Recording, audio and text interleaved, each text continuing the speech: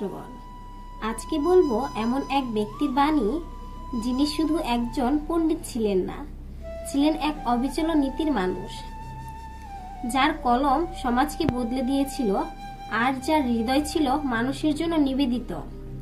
তিনি ঈশ্বরচন্দ্র বিদ্যাসাগর।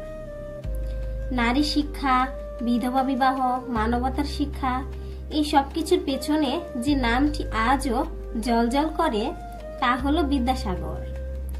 আজ আমরা শুনব তার অনুপ্রেরণামূলক বাণী, যা আজও আমাদের আলো দেখায়, সাহস যোগায় এবং ন্যায়ের পথে চলতে প্রেরণা দেয়। চলুন শুরু করা যাক ঈশ্বরচন্দ্র বিদ্যাসাগরের অনুপ্রেরণামূলক বাণীগুলো। যে ব্যক্তি শ্রমবিমুখ হইয়া আলস্যে কালক্ষেপ করে, তাহার চিরকাল দুঃখ ও চিরকাল অভাব থাকে। যাহাদের অভিপ্রায় সৎ ও প্রশংসনীয়, এরূপ লোক অতি বিরল এবং শুভ ও শ্রেয়স্কর বিষয়ে বাধা ও ব্যাখ্যাত জন্মাইবার লোক সহস্র সহস্র। এই সংসারে দম্পতি নিবন্ধন সুখী সর্বাপেক্ষা প্রধান সুখ। মনের ঐক্যই প্রণয়ের মূল। যে পতির প্রণয়ের ওপর প্রণয়নীর সমুদায় সুখ নির্ভর করে এবং যাহার সচ্চরিত্রে যাবজ্জীবন সুখী ও অসচ্চরিত্রে যাবজ্জীবন দুঃখী হইতে হইবে। পরিণয়কালে তার দৃশ্য পরিণেতার আচার ব্যবহার ও চরিত্র বিষয়ে যদ্যপি কন্যার কোনো সম্মতি প্রয়োজন না হইল, তবে সেই দম্পতির সুখের আর কি সম্ভাবনা রইল।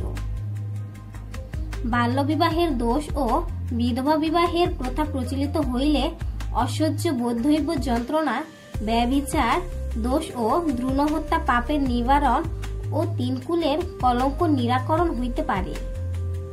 নিকৃষ্টের কর্তব্য আপন অপেক্ষা প্রধান ব্যক্তিদের সমাদর মর্যাদা করা, কিন্তু কাহারও নিকট নিতান্ত নম্র অথবা চাটকার হওয়া অনুচিত।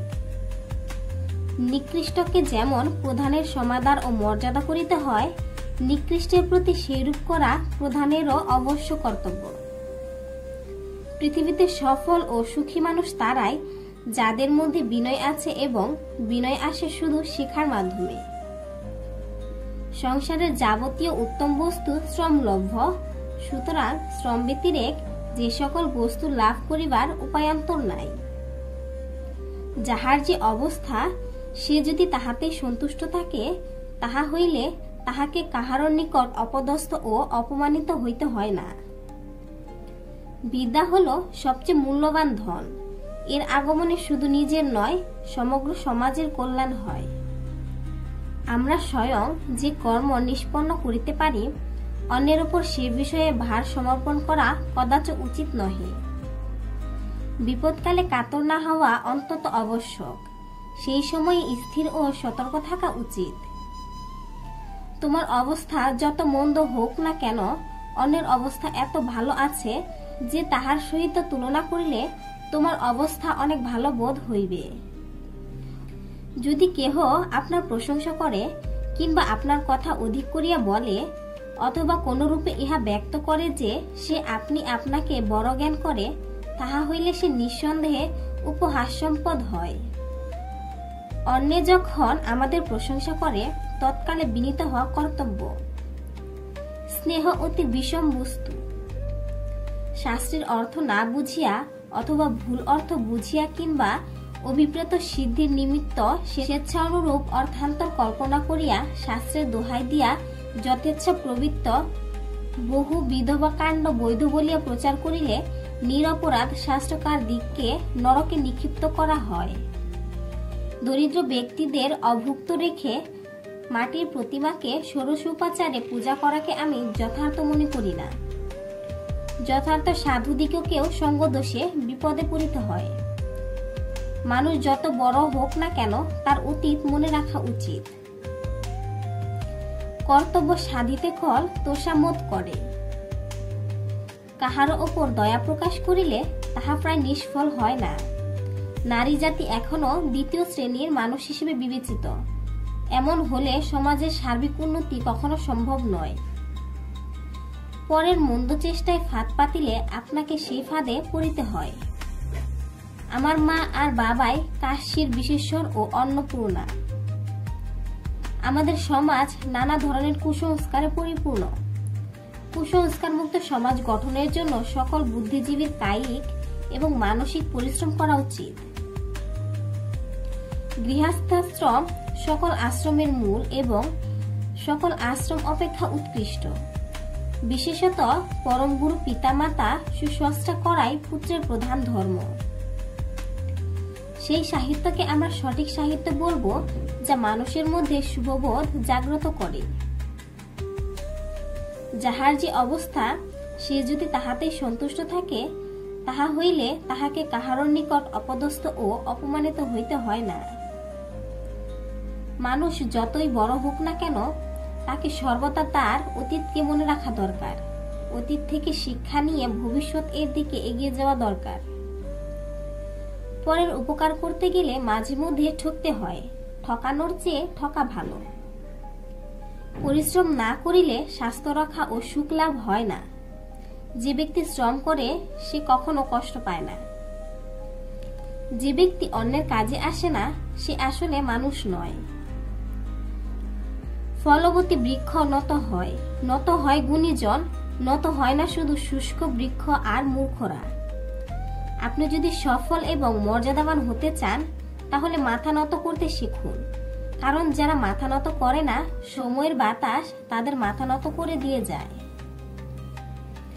যে ব্যক্তি সংযমের সাথে নিয়মানুবর্তিতা করে এবং তার জ্ঞান দ্বারা সকলকে দান করে, শুধু ইহকালই নয়, পরকালেও তিনি পূজিত হন। মানুষকে সমস্ত প্রাণীর মধ্যে শ্রেষ্ঠ বলা হয়, কারণ তার আত্মবৈষম্য এবং আত্মজ্ঞান রয়েছে। যার নিজস্ব বিবেক নেই, সে হালকা বাতাসেও নড়ে। একজন মানুষের সর্বশ্রেষ্ঠ কাজ হওয়া উচিত অন্যের কল্যাণ এবং সহযোগিতা, যা একটি সমৃদ্ধ জাতি গঠন করে। নিজের স্বার্থের আগে সমাজ ও দেশের স্বার্থ দেখাই একজন বিজ্ঞ নাগরিকের ধর্ম। মাতা পিতার সেবাই শ্রেষ্ঠ পূজা এবং সন্তানের সর্বপ্রধান ও পবিত্রতম কর্তব্য। সমাজের মঙ্গলের নিমিত্ত যাহা উচিত বা আবশ্যক মনে হইবে তাহা করিবে। লোকের বা কুটুম্বের ভয়ে কদাচ সংকুচিত হইবে না। যারা নাস্তিক, তাদের বৈজ্ঞানিক দৃষ্টিকোণ থেকে ঈশ্বরের বিশ্বাস করা উচিত, এতেই তাদের স্বার্থ।